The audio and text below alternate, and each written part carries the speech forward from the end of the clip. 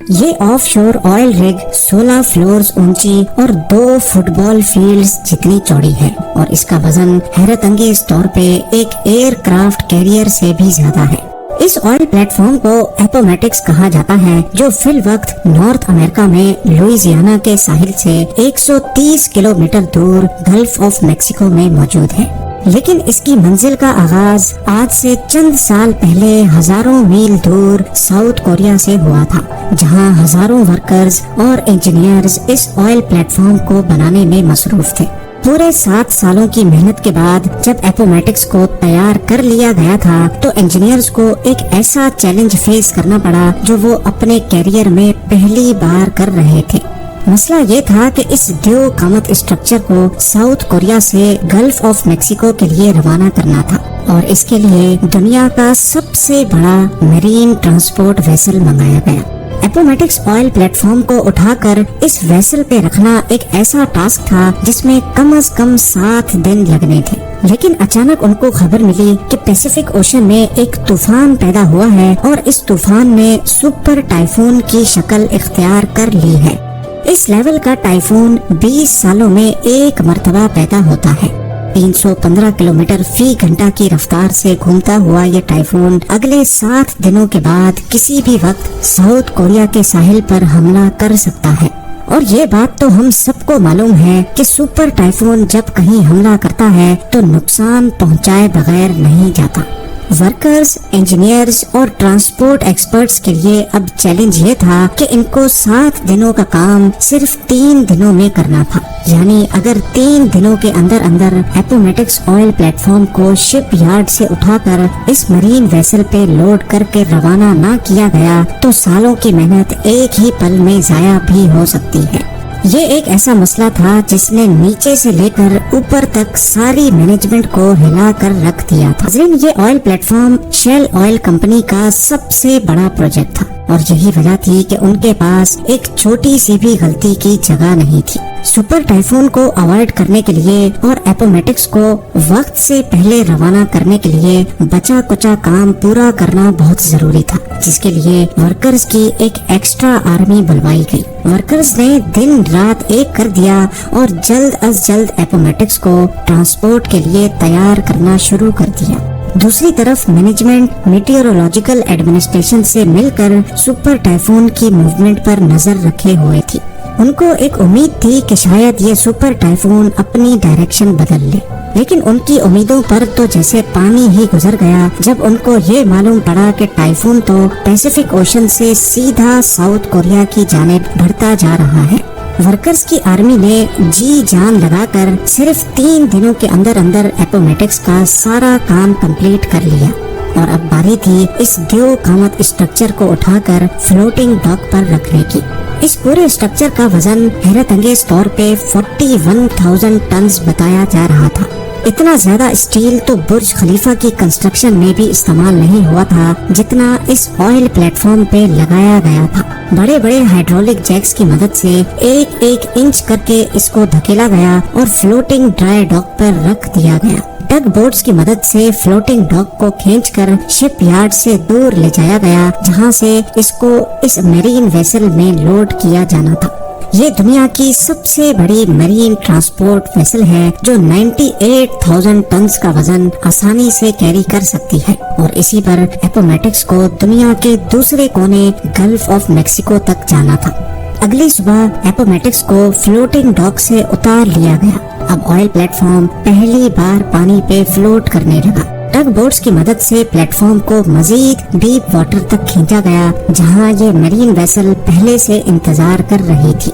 دوسری طرف سپر ٹائفون تیزی سے ساؤتھ کوریا کی طرف بڑھتا جا رہا تھا، اور مینجمنٹ کے سر پر ایک تلوار سی لٹک رہی تھی۔ اب سپر ٹائفون صرف 48 آورز دور تھا، اور جیسے جیسے وہ قریب آتا جا رہا تھا ویسے ویسے سمندر میں اس کی نشانیاں بھی ابھرنے لگی تھی۔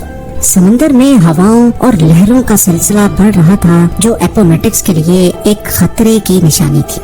اگلا لمحہ بہت زیادہ نازک تھا۔ آئل پلیٹ فارم کو ویسل پہ لوڈ کرنا بہت ہی کمپلیکیٹڈ کام ہوتا ہے۔ اس کے لیے پہلے ویسل اپنے اندر موجود واٹر ٹینکس میں پانی انٹیک کرتی ہے، جس کی وجہ سے وہ پانی کے اندر چلی جاتی ہے۔ پھر tug boats oil platform کو کھینچ کر ویسل کے اوپر لے کر جاتی ہے اور پھر آخر میں ویسل پانی کو واپس باہر نکالتی ہے، جس کی وجہ سے ویسل اوپر کی جانب اٹھ جاتی ہے۔ لیکن یہ کام اتنا آسان بھی نہیں ہوتا ہے جتنا آپ نے اس اینیمیشن میں دیکھا۔ اس کام کے لیے سمندر کا پرسکون ہونا بہت ضروری ہوتا ہے، کیونکہ اگر لہروں میں یہ کام کیا گیا تو ایپومیٹکس صحیح الائنمنٹ میں ویسل کے اوپر نہیں لوڈ ہو پائے گا، اور یہ چیز ویسل اور ایپومیٹکس دونوں کے لیے خطرناک ہو سکتی ہے۔ سپر ٹائفون کی وجہ سے سمندر میں کافی تیزی تھی، لہروں اور تیز ہواؤں کی وجہ سے یہ کام کرنا ممکن نہیں تھا۔ دوسری جانب وقت بڑی تیزی سے گزرتا جا رہا تھا اور ساری ٹیم کا اسٹریس لیول کافی زیادہ ہو چکا تھا۔ خوش قسمتی سے میٹیورولوجیکل ڈپارٹمنٹ کی جانب سے ٹیم کو اگلی صبح صرف 2 گھنٹے کا وقت دیا گیا، جس میں چانسز تھے کہ سمندر پرسکون رہے گا۔ ان 2 گھنٹوں میں اگر یہ کام نہ کیا گیا تو پھر اس کے بعد اور کوئی چانس نہیں مل پائے گا۔ سپر ٹائفون اب صرف 36 گھنٹے دور تھا۔ صبح سویرے جیسے بتایا گیا تھا، سمندر پوری طرح سے پرسکون تھا۔ پہلی فرصت میں آئل پلیٹ فارم کو ویسل کے اوپر کھینچ کر لایا گیا اور ویسل نے اس کو پانی سے نکال کر اپنے اوپر لوڈ کر لیا۔ سپر ٹائفون سے کئی گھنٹے پہلے ایپومیٹکس آخر کار ساؤتھ کوریا کو الوداع کرنے میں کامیاب ہو چکا تھا۔ شیل نے اپنے آئل پلیٹ فارم کو سپر ٹائفون سے بچا کر پہلا چیلنج تو کمپلیٹ کر لیا تھا، لیکن اس کا مطلب یہ نہیں کہ اب آگے اور کوئی چیلنج نہیں آنے والا۔